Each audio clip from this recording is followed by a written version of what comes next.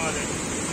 हे जे आयज उदक पळयता ते फाटल्यान जे उदक भरलेले आहा ते हे जे सांकळ हे सांकळाचेर सगळे हेच उदक माती येवन झाडां येवन ते पाणी साचलेले आहा आणि तेका लागून हे उदक हांगा भरता.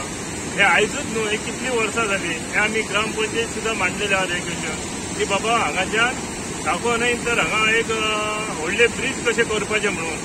सांकवाचेर हांगा उदक पळयत हे जायना हाडना आणि जे एअरपोर्टा वयले सुद्दां वयर उदक येता.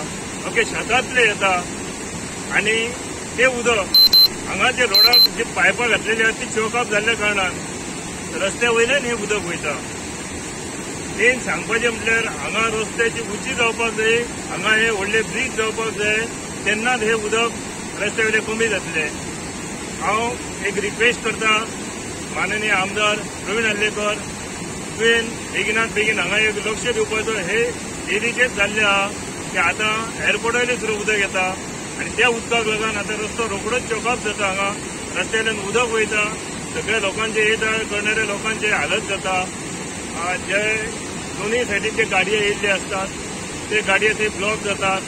लोकां शाळेच्या भुरग्यांची हालत जाता. आयज कितलेशा भुरग्यांक हांगा आयज रावचें पडटा. आयज आयतार सुदैवान आयतारचे हे उदक भरले, पूण हेरी दिसा जर भरले जाल्यार इस्कॉलाचे भुरगे अशीच एके सायडीक उरता, तेंची घरां एके सायडीक उरता. तेन्ना हे पुलाचें काम बेगिनात बेगीन करपाचें आनी लक्ष दिवपाचें अशें हांव माननीय आमदार प्रवीण हल्लेकर हेचे कडेन मागता. धन्यवाद.